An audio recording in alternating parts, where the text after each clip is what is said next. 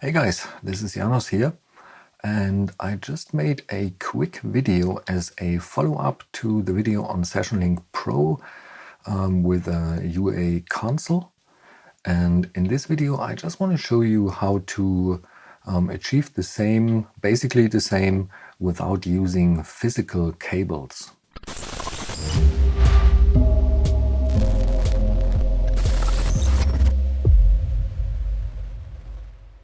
Alrighty, on the original video, there was the question if all of the routing is possible without using physical cables. And yes, it is possible, and I'm gonna show you how in this video. And I'm also gonna show you some drawbacks and why I still prefer using cables over this method. But without further ado, let's jump right into it. So in the original video, I explained how I patched things physically and that I used the Q1 and Q2 to send everything to the client and Q2 to send everything that I want to hear in the studio. And we basically achieved this via the Q outputs, which I set to mirror to my line outputs that went or go physically into the line in 1, 2. So for me, that is the easiest way, but there is a way without physical cables, and this works actually very similar and is easy to achieve. You simply go to your console and your settings. And since SessionLink Pro always uses channel 1 and 2, no matter what input you have selected right here, you can simply change the input on the analog 1, 2 to a virtual input, for example. Now in the original video, I used virtual 1, 2 as my system settings. So I strongly recommend to not use virtual 1, 2. And in my case, 3, 4 is also already taken. So I would choose virtual 5.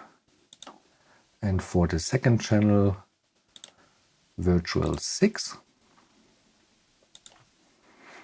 And if you don't have that many virtual inputs, you can change this right here in the hardware setting.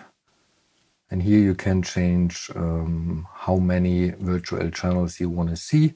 In my case, I just activated all of them. I also have 7, 8, although I don't need it.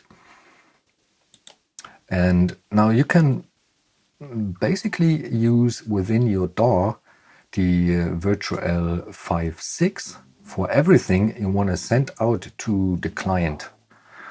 And I'm going to show you this right here. I have a Pro Tools session set up. And if I play this right now, there is no audio. I routed it to 3, 4 since this is my main setup for the monitors. Now all you have to do to send this to the client is you create a send, and as an output you choose 5, 6. If you don't have 5, 6 available right here, you need to go to the I/O settings, and under bus you can choose any bus, it really doesn't matter, and set the output to virtual 5, 6. Preferably rename the bus, and then you can choose this as your send. I also gonna set this on pre. And now if I'm gonna play this section and gradually increase the volume, you can see we get a send level on SessionLink Pro. So that is basically how you do it. With the TalkBack, it's pretty similar. I set an audio track with the input 4, which is my TalkBack. You can see this right here. And we do the same thing right here. We just select a send. We're gonna select 5, 6 as well. And the same thing, you don't need to set this to pre, it doesn't matter. And when I go up right here, and I set the input monitoring, you can immediately see that we have a signal on the send channel in SessionLink Pro. Yeah, and that way you can basically achieve the same thing. You have your original dialogue track that you can change in volume right here. You have your talkback that you can change right here. It is basically the same thing. I still want to show you some of the drawbacks. One of the drawbacks is that if your session for some reason crashes, for example, this did happen to me. And if that happens and you still need to talk to the client, then with this method, there is no way. Okay, I cannot send anything to the client when a session is closed. With the previous settings, all I had to do is unmute Q2 and I could immediately talk to the client again. This is drawback number one. The second drawback is if you want to show something to the client. Let's say you have a little example video or even something from your browser, for instance, like this. Then my system setting is set to virtual 1.2. So if I wanted this to send to the client, all I had to do is again unmute Q1. And this would go out to the client. With virtual 5.6, this doesn't work since we cannot choose a virtual output in this menu right here for neither of the channels, nor can we choose virtual outputs right here from the Q output menu. There is a workaround to this, and I'm going to show you this too, although I think it's a little bit more complicated and for me just not the right thing. But this is totally, of course, up to you. If you want to set it like this, you can do this. The easiest way to achieve the same thing is to again go into the settings, IOs, and this time on channel 1.2 we are going to select aux1 and aux2. No, not aux2, aux1, L and R, of course. So now everything that is going to the aux1 channel is going to the client. And you cannot choose aux in Pro Tools in the IOs. It is simply not available. You can see you have your virtual outputs. You even have the Q outputs, but there is no way to select an aux track here. So what we could do instead, we could use the same thing. We send it to 5.6 and open up the aux. So let me quickly demonstrate this. I still have virtual 5.6. And if I'm going to play this section, of course, nothing goes to the client. But if I now increase the volume of aux1, you can see it gets sent to the client. And the same thing is, of course, true with the talkback. Same thing, you only need to increase the volume right here. Let me stop this for a second. And you can see the talkback also gets sent.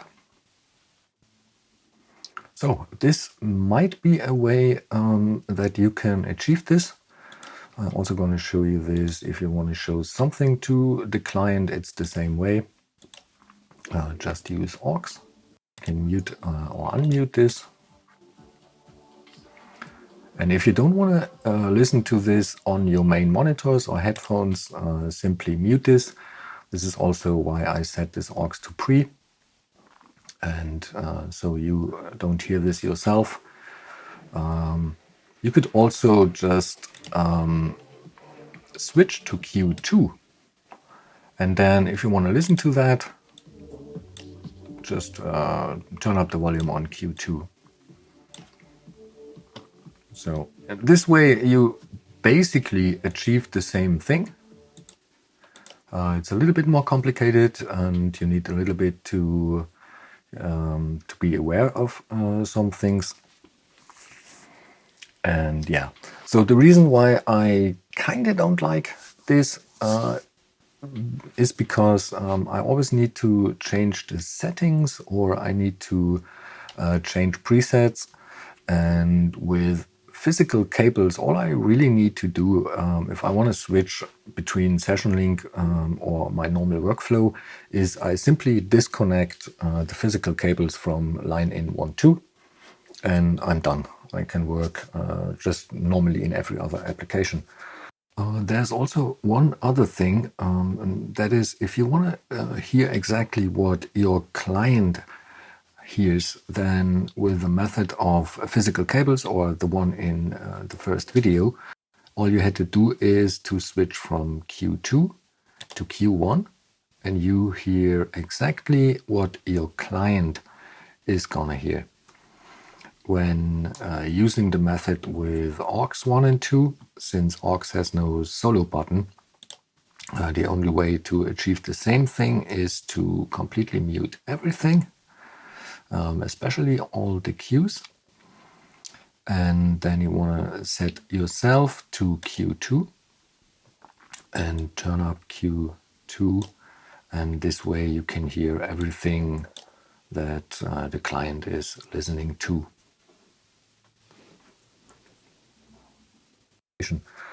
So, but again, the choice is up to you.